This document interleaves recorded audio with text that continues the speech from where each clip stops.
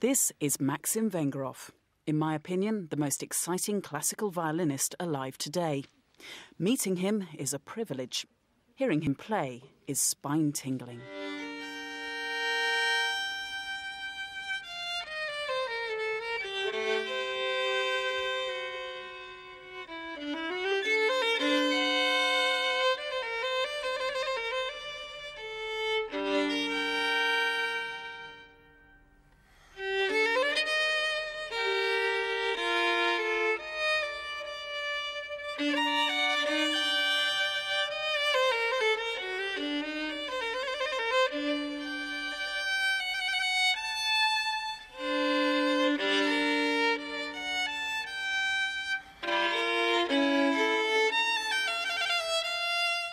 You know, violin is like a prima donna.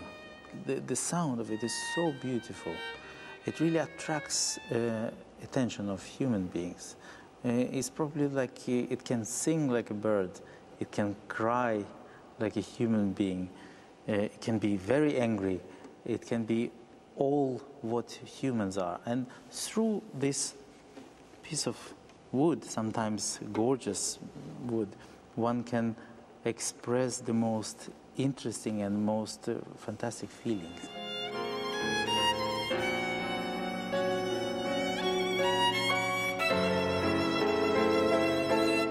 As a child, Vengerov was compared to Mozart. He started playing the violin at 4. At 5, he gave his first solo recital to an audience of 1,000 at home in Siberia.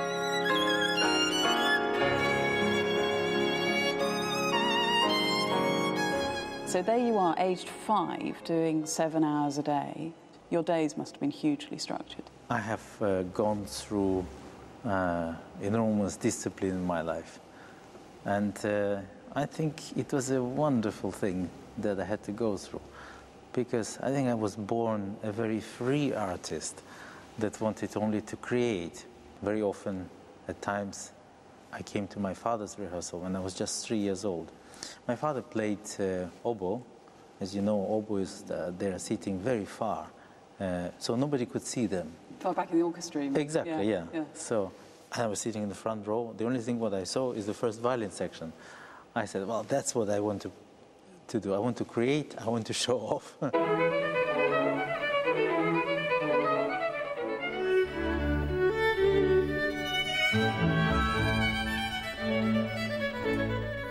Indeed, Vengerov has dazzled audiences across the globe with his showmanship.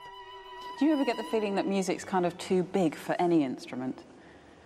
I think I would say the instruments are too small for music. We have only 4 strings here. 4 strings is very limiting experience. It can be, if we don't develop our imagination, our inner voice, how the instrument should sound, it'll just stay the violin, be what it is, which is wonderful in itself. But the aim of a great artist is to become bigger than his profession. And when you're on stage communicating the music, I mean, you don't just do it with your fingers, your whole body is moving. Is that kind of conscious or subconscious? I remember even as early as I was 5-year-old, I was playing concerts and I would forget myself. I would lose myself in music. So I was playing, and then he was the pianist here, and I was playing. I got so busy with all the pyrotechnical things that I had to achieve, and I was turning slowly away from the audience, like this, you know. And in the end, when I finished, I was so happy. So I bowed immediately, not to the audience, but to the pianist. So I think since then, practically nothing has changed. You know? That is the joy to escape. 2 years ago, Vengerov was asked to contribute to a haunting film about the liberation of Auschwitz, made to commemorate the 60th anniversary. It was a typically intense performance.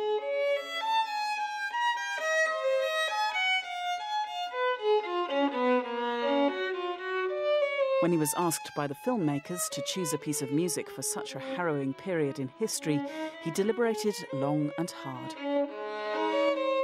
In the end, the idea came to me, it must be Bach. And I decided to play the chaconne of Bach. It's a quite tragic manifestation in music.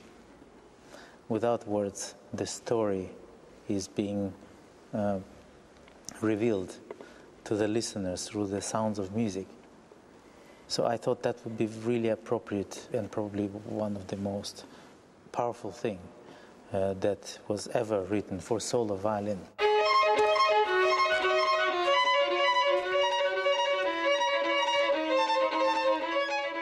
It was so cold and I was frozen, so holding the violin was almost unbearable. And I thought I was going to faint, you know, it was so difficult.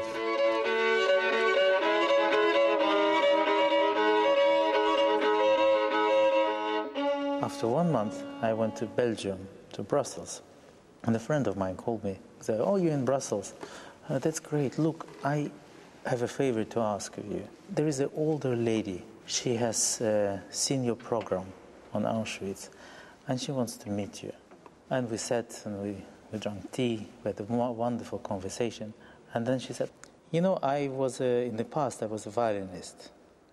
And that is actually what saved my life in Auschwitz. You know, when we descended off from the train, some disabled people, they sent directly to the execution, children also. But they left out only the people who could work physically, and they left out people who were musicians. So when I was holding this violin case, they said, "Oh, you play music. Can you play something for us?" And she played the chaconne of Bach. It was incredible just to see this lady and to hear this story. It was very emotional.